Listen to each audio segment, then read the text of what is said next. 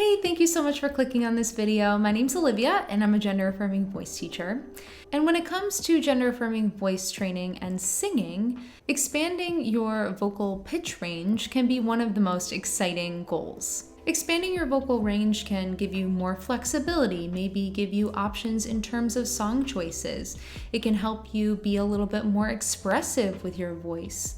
And it can also help with your confidence and feeling empowered and embodied in your voice. So for many, this process is really meaningful and it can really help you connect with yourself and with your voice. So how do you expand and improve your vocal range? So it's not just about your capacity to hit a high note or hit a low note, whatever direction or whatever you're working on. It's really about building the strength and the flexibility and the technique that goes along with extending that range. So one major component is breath.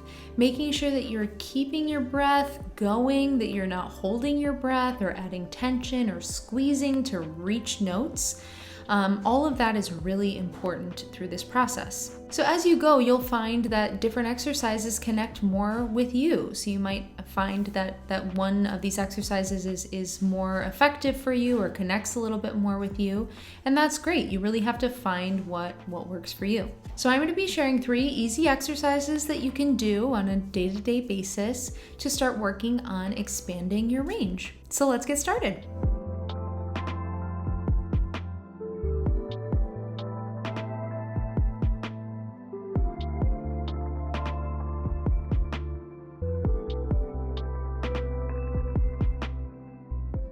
The first exercise we're gonna do is called a lip trill. You might have seen this in some of my other videos or heard about this, but basically we're gonna stick our lips out. I like to push up my cheeks because I feel like that helps me, but we're just gonna blow air through the lips,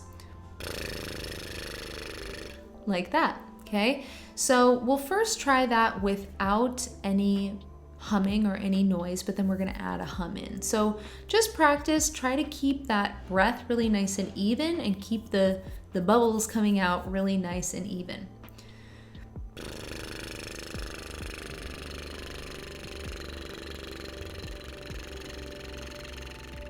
So it's possible that you might get some stopping in the lip trill when the breath flow isn't kind of coming through. So it might be something like,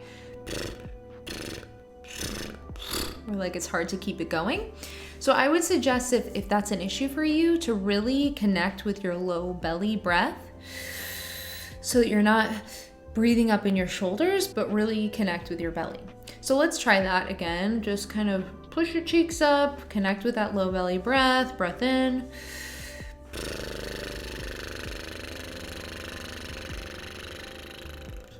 Okay, so that piece of it is really good for your breath control and making sure you have a consistent flow of air. But then we're gonna add a pitch to that. So if we add a pitch or a hum behind that, sometimes it's easier to start with just the lips and then add the hum if you're struggling with it. So it might be something like this.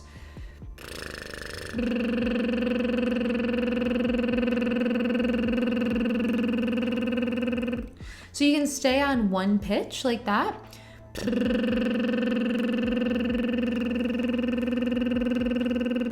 Maybe you try a higher pitch then.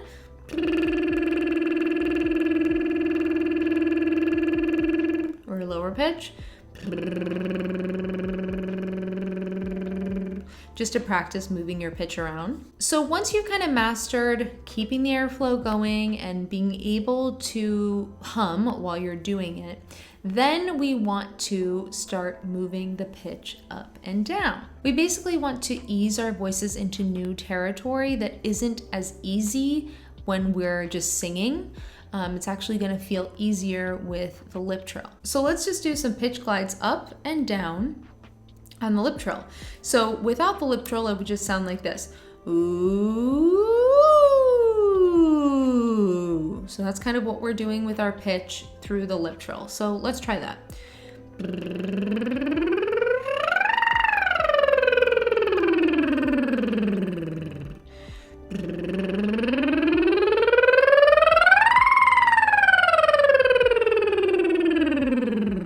Good.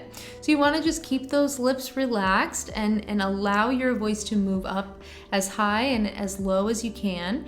But you don't want to push. You don't want to get up to the highest note that feels uncomfortable. You want to let it be comfortable, but you're probably going to surprise yourself with how high you can go using this exercise. One common thing when you're going up, there's a tendency to increase your volume, to kind of push more when you go up higher. So I would say with this exercise to keep it all at the same volume, rather than, because that's going to introduce some tension and some pushing that we don't want. We want to allow the vocal cords to simply do what they're doing. So this exercise is a semi-occluded vocal tract exercise. When our lips are partly closed, we have the air pressure coming up from the lungs, and because our lips are partially closed, that air is going to be reflected back at the vocal cords. So this makes it this kind of equilibrium of pressure that kind of creates a cushion of air, a little pillow for our vocal cords. So it makes it just a little bit easier, and we're less likely to push, but we still can push. So keep that all at the same volume to make sure that you're really getting the benefits of this exercise. The next exercise is an arpeggio. Arpeggio is an Italian word that we use in music. And basically, if you've heard of a chord, so a chord makes up several different notes. So if you think about a scale goes from, if we're thinking of numbers, 1, 2, 3, 4, 5, 6, 7, and then it repeats again. There's only 7 notes in a scale.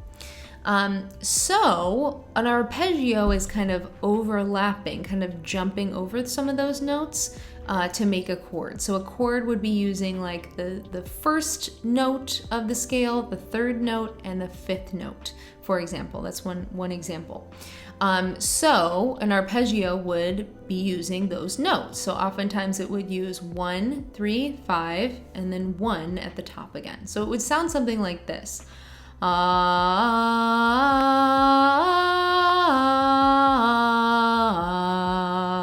1, 3, 5, 1, 5, 3, 1.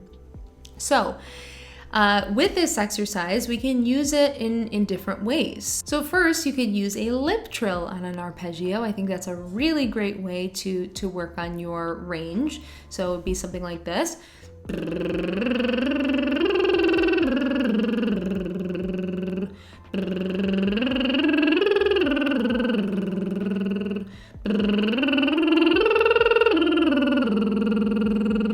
Okay, so just kind of moving up, I'm moving up in half steps.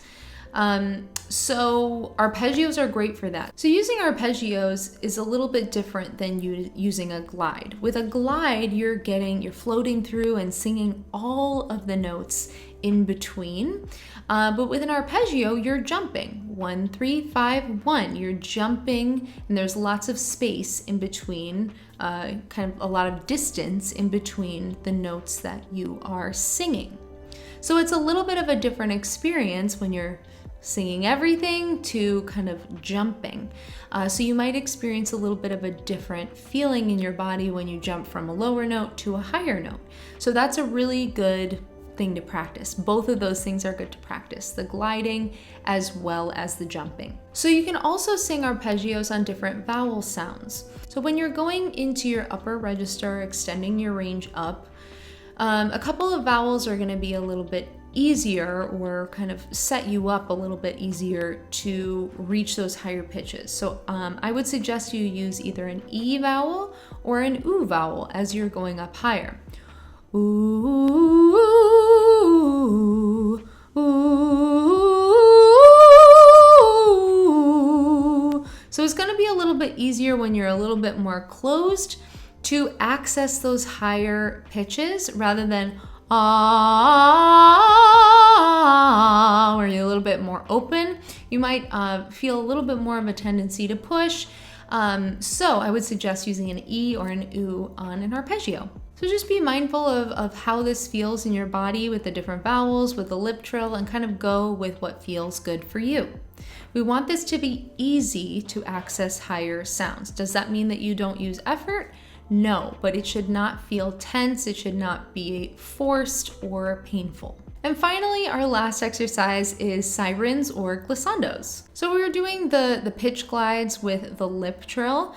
So this is basically the same thing, but we do this on like an oo vowel. So instead of going, we're gonna do like woo, ooh, ooh. So this is a good way to sort of transition the work that you did on your lip trill in that sort of easy exercise and bring that to a vowel that also is friendly to going up to that high register. So that, you know, the goal is to take these sounds that you make in the exercises and take that over into whatever it is you're singing, you know, whatever song you like to sing. So making that first transition into a vowel sound can be helpful. And then going beyond that to words. Once you add different words, different vowel sounds and consonants, it makes it a little bit more challenging to access the new range that you've discovered with your lip trill and your siren, your woo.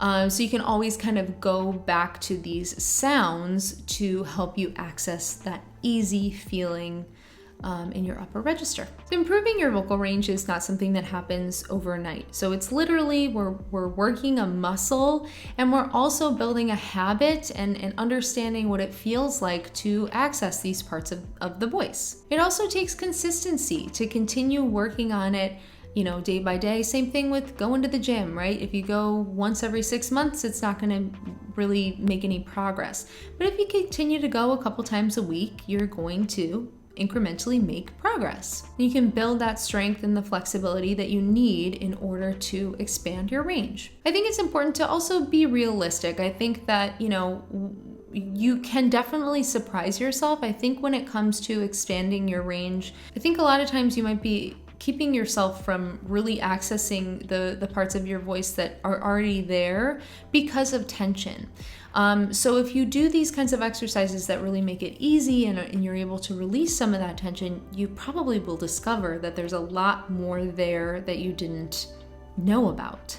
But I think it's also, you know, you should also realize that you may not be going up 2 octaves. You might move up a 5th or a 3rd or depends on where you're starting from and what kind of training you've had in the past. Remember that your voice is unique, and finding your authentic voice means working with your authentic voice. So try not to compare yourself to other people's voices if they've, you know, gone up 2 octaves or whatever. Stay mindful of how your body feels and make sure that you're paying attention to, you know, do I feel tense? Do I feel like I'm pushing? Did that feel good or did that feel bad? Pay close attention to that so that you can actually make that progress. Of course, celebrate the smaller wins along the way. And I think with practice, you'll definitely find new spots in your voice you didn't ever know were there. If you're interested in taking a lesson, working in your singing voice or your speaking voice, there's a link down in the description for you to sign up for a consultation. Thank you so much for watching. I hope that you have a wonderful day, and I will look forward to seeing you in the next video.